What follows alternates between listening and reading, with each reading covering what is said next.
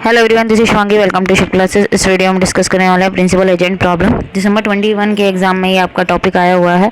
5 number का एक question था। चलिए स्टार्ट करते हैं।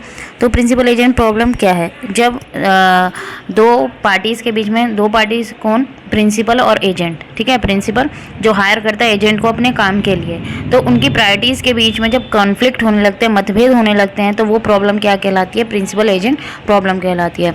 अब जो प्रिंसिपल होता है उसके पास कुछ अपने असेट होते हैं, वो हायर करता है एजेंट को कि वो उनके बिहाफ पे क्या ले, डिसीजन ले। भाई मान लीजिए एक कंपनी ने, अभी हम एग्जांपल से भी समझेंगे, चलिए जब एग्जांपल आएगा तभी समझते हैं। तो यहाँ पे क्या है, असेट किसी और का है, प्रॉपर्टी किसी और की है, और उसको चलाने के लिए, ठीक है, उसको चलाने के लिए, उस पर डिसीजन लेने के लिए किसी की कंपनी है, ठीक है, कंपनी किसी की है और उसने हायर करा किसी एजेंट को कि वो उसके बिहाफ पे जो है डिसीजन लेगा। तो कॉन्फ्लिक्ट कब अराइज होता है? जब एजेंट स्टार्ट करता है act in their own best interest. वो अपना भला देखेगा, वो ये नहीं देखेगा कि जो उसका क्लाइंट है, मीन्स जो यहाँ प्रिंसिपल है, वो ये नहीं देख रहा कि उसका फ़ायदा है या नहीं, वो अपना फ़ायदा देखेगा। तब ये कॉन्फ्लिक्ट जो है वो अराइज होता है। तो जो सिचुएशन है स्टडी करी थी, इकोनॉमिक थ्योरिस्ट थे माइकल जेंसन और विलियम मैकलिंग। 1970 में इन्होंने ये जो प्रॉब्लम थी इसके बारे में जो थी स्टडी करी थी।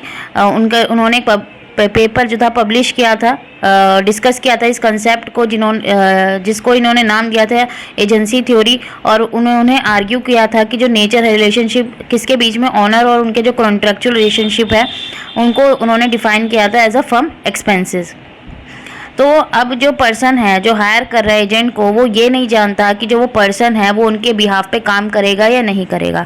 ठीक है, अगर आप ही हो, आप किसी को अपने यहाँ काम दे रहे हो, ठीक है, आपका कोई फैक्ट्री है मान लीजिए, ठीक है, आपने किसी को मैनेजर ऐसे हायर किया कि वो सबके आपको बाहर आना जाना पड़ता है, तो आपने अपने बिहाफ पे किसी को रख लिया है।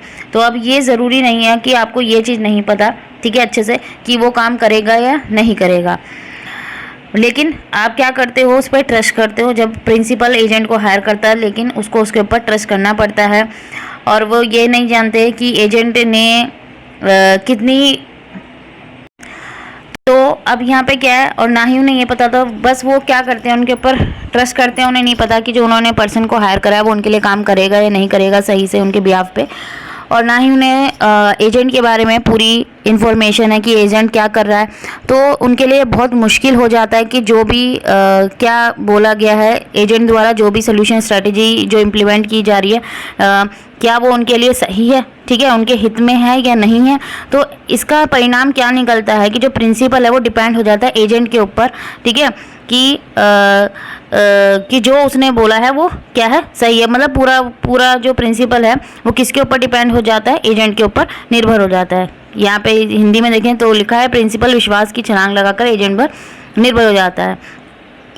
अब एग्जांपल है, यहाँ पे एक शेयर होल्डर कंपनी है, उसने अपॉइंट करा मैनेजर को देखने के लिए कि कंपनी कितना प्रॉफिट अर्न कर रही है, कैसे काम कर रही है उनके बिहाफ पे। तो जो शेयर होल्डर है वो एक्सपेक्ट कर रहा है कि मैनेजर जो है जितना भी प्रॉफिट है वो डिस्ट्रीब्यूट करेगा शेयर होल्डर्स को।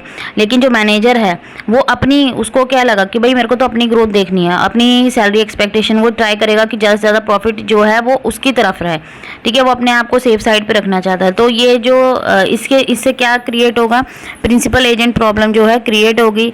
तो ये जो है प्रॉब्लम जो है करंट सिचुएशन में काफ़ी देखी जाती है। जब कंपनी क्या करती है, अपने ऑनर से जब कोई कंपनी जो है ऑनर्स जो है अपने आप मैनेज नहीं करते हैं, तो ये प्रॉब्लम देखने को मिलती है। अब प्रिंसिपल एजेंट प्रॉब्लम जो है वो एग्जांपल है मार्केट फेलियर का भी है। मार्केट फेलियर में क्या होता है कि जब मार्केट फेलियर कब होता है, जब रिसोर्सेज का मिस एलोकेशन होता है, मतलब सही से बंटवारा नहीं होता, तो मार्केट के अंदर क्या हो जाती है, डिस्टॉर्शंस हो जाती है, अकुशलता पैदा हो जाती है मार्केट के अंदर। तो इसकी वजह से मार्केट के अंदर क्या आ जाती है, इनएफिशिएंसी आ जाती है। तो अगर हम जो माने कारण, जो प्रोबेबल जो कारण है मार्केट फेलियर के, वो क्या है, अगर हम बोले पावर एब्यूज़, भाई अपनी पावर का इस्तेमाल करना, जिसमें मोनोपोली और मोनोस्पोनी आ गए, ठीक है। मोनोपोली में क्या होता है, सिंगल सेलर होता है, और मोनोसोनी में कौन होता है, एक सिंगल बायर होता है। और या इम्प्रॉपर और इनकम्प्लीट इन्फॉर्मेशन है आपके पास, एक्सटर्नैलिटी और पब्लिक गुड। तो ये 4 कारण होते हैं मार्केट फेलियर के। अब मार्केट फेलियर जो है वो कैसे हो रहा है, क्योंकि यहाँ एजेंट जो है अपने सेल्फ इंटरेस्ट के बारे में ज़्यादा सोच रहा है ना कि किसके बारे में, प्रिंसिपल के बारे में सोच के कि भाई जिसने उसको हायर करा है। तो ये बिजनेस के अंदर क्या लेके आएगा, इनएफिशिएंसी लेके आएगा। वो सिर्फ अपना भला सोच रहा है और जिस कंपनी ने उसे हायर करा है उसके बारे में वो कुछ भी नहीं सोच रहा है। तो इससे भी इनएफिशिएंसी जो है बिजनेस के अंदर क्रिएट हो गई। तो ये था हमारे principal agent problem. I hope आपको क्लियर हो गया होगा। अगर वीडियो अच्छी लगी हो तो like it, share and subscribe my channel. Thank you.